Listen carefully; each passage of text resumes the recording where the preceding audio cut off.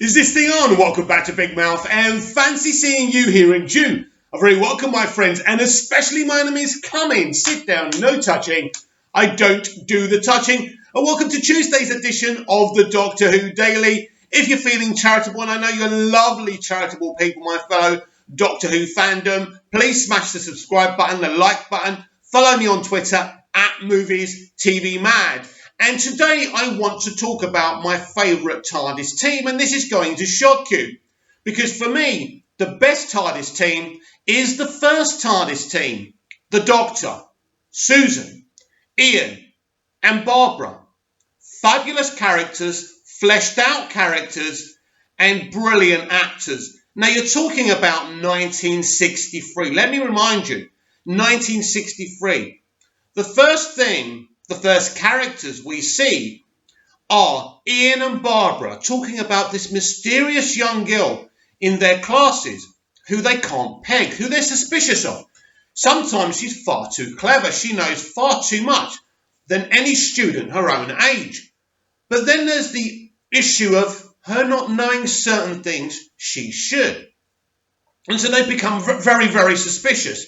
Now, I know some of you have never watched the very first Doctor Who episode, An Unearthly Child.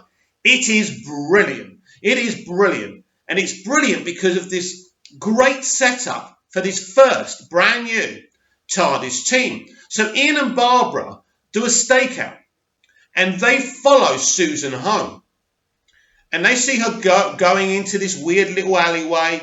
And anyway, they follow her and they can't find her. And it's their first encounter with the Doctor. And the Doctor is introduced as this really old, nefarious, suspicious character. Don't forget, if you've never seen Doctor Who before, if you're a 1963 person and you're watching this, you don't like the Doctor when you're first introduced to this guy. He is very nefarious, and why won't he let them walk into this phone box? What is he doing with Susan? Is he her granddad or is he somebody else? And so ultimately, they get into the TARDIS. Once they see, he's like saying, no, you've seen it now. Susan, they've seen it. They're going to tell people. We're taking them. We're abducting them. I don't care. They are not going to grass us up. If we do let them go, right, we have to leave. Susan doesn't want this. She's desperate. She likes being where she's been. She likes going to school. She likes her teachers. She begs him just to let them go. He won't do that. Even though he pretends to agree, then he craftily presses a few buttons and the TARDIS goes. And then they have their first adventure. But the dynamic between these characters from the very off is brilliant. Ian and Barbara are two very, very different characters, both teachers. Barbara's a little bit afraid. She can't believe what she's seeing. But Ian, from the very off, from the moment he walks into the TARDIS, he doesn't believe what's going on. They tell him this is a spaceship that's also a time machine. They tell him they're from another planet. He won't have it. Prove it to me. Give me proof. The Doctor says the proof's in front of you. But I like Ian because Ian is inquisitive. He's intelligent. And he's not just going to accept what he sees. This is not a teenage girl who's going to have a crush or look up to this older Doctor. This is a guy who thinks, well, in a way, Ian does think he knows everything.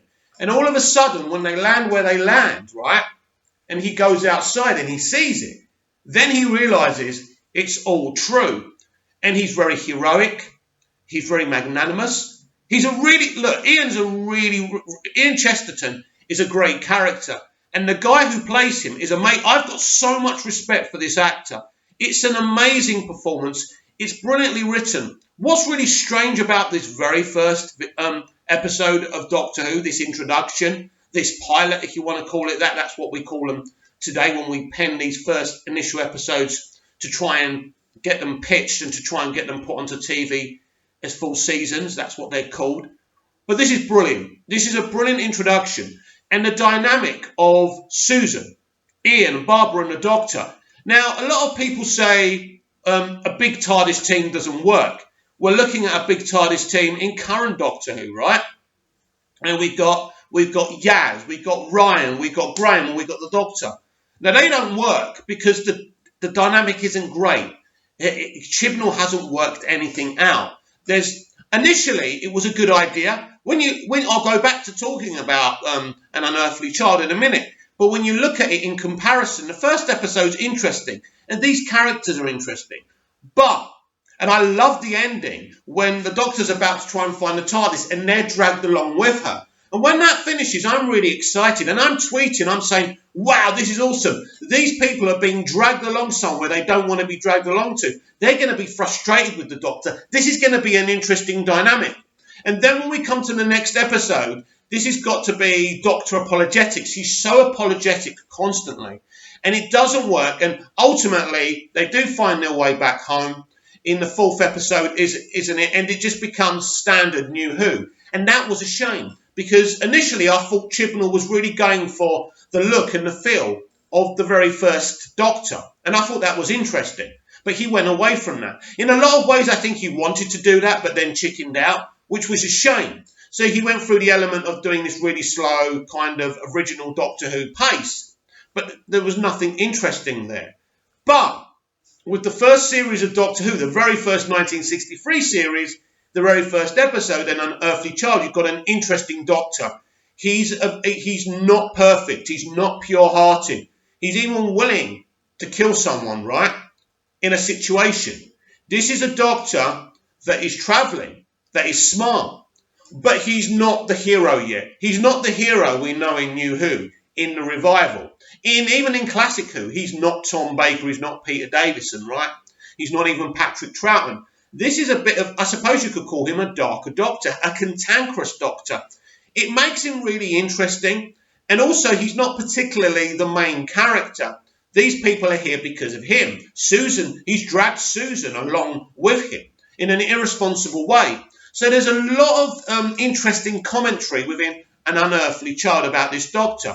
This is a character that's really irresponsible. And not only has he dragged his granddaughter into danger through taking her away from Gallifrey, he's literally abducted these teachers. And these teachers are here because they were concerned about Susan. And the relationship between the Doctor, Ian and Barbara does become a warmer relationship.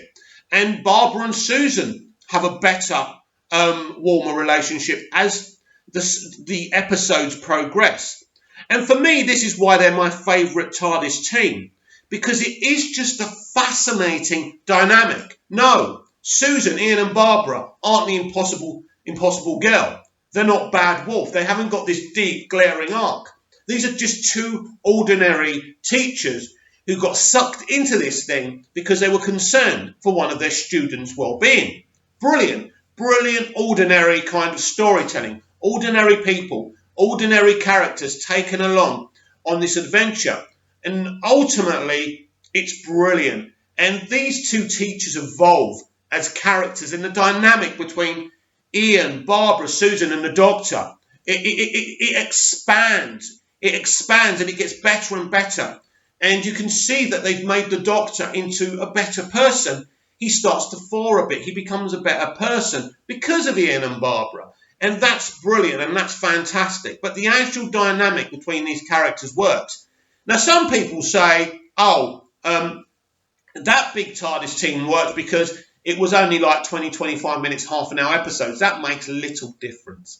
That really does. It's about you as a storyteller and a creative. And the truth is, Verity Lambert was a smart cookie. Now, I'm not saying Chris Chibnall isn't a smart cookie, but in terms of his companions, it's a mess. They haven't evolved. They haven't developed. You know, one episode about Yaz getting bullied in an explanation of 2 minutes doesn't evolve a character. That's not how you do it. And you know, like modern day creators and modern day consumer and viewers think they've got better quality writers, but you haven't. Verity Lambert, as a producer, understood that characters are characters. It doesn't matter how fabulous and fantastical your concept is. If you don't create and develop and write and evolve interesting characters, it doesn't work. And the Doctor, Ian, Barbara and Susan are a brilliant team. They're a brilliant TARDIS team. But individually, they're great, interesting characters in their own right. If you just had an episode with Ian, you would be fascinated. Ian was a very intense, interesting character. Barbara, a very interesting young woman. Susan, a very interesting woman. And you know what's interesting about the female characters in this? Yes, there's a lot of screaming sometimes, but they are interesting. Barbara is an intelligent woman, right? Susan is an intelligent young woman who wants to learn more about humanity. She's fascinated by them. That's why she's going to school. She's loving that. So these are really interesting characters. And the Doctor himself is this mystery. Who is he? You know, what captivates him to want to leave Gallifrey? We don't really learn that in the early years of Doctor Who, and that's what makes it so special. And this is why I believe that the first TARDIS team is the best TARDIS team. But I want to know what you think. Comment down below. Like, share and subscribe, and let me know what you think of the first TARDIS team. But not only that, let me know who your favourite TARDIS team is. Comment down below, like, share and subscribe, and I'll be back tomorrow with even more Doctor Who Daily. See you again soon.